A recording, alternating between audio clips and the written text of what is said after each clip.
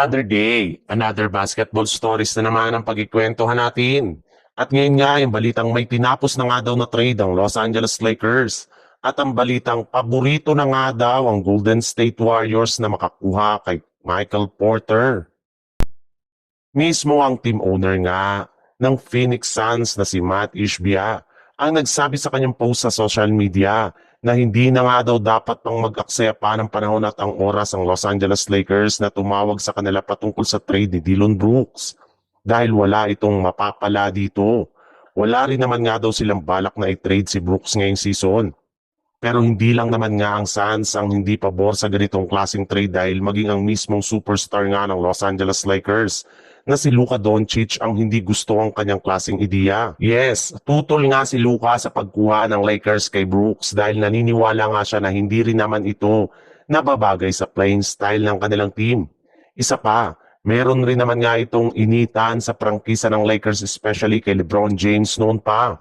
Kaya wala nga daw talagang magandang rason para kunin nila ito mula sa Phoenix Suns. May iba rin naman nga mas magagaling na player na pwede nilang makuha sa isang trade na dapat nilang gawing prioridad bago pa man sumapit ang buwan ng Pebrero ngayong season.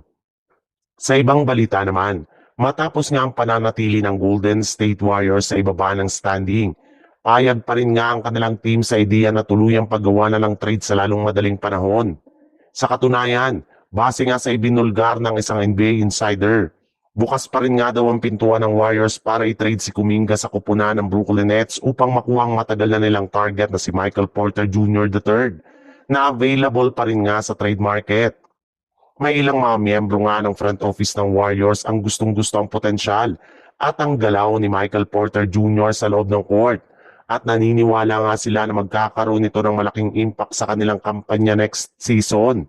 Babagay rin naman nga ito daw sa laruan nito kasama sina Stephen Curry at Jimmy Butler bilang isang spot-up shooter. Gamit ang kanyang laki ay isa rin naman nga itong mahusay na rebounder at defender.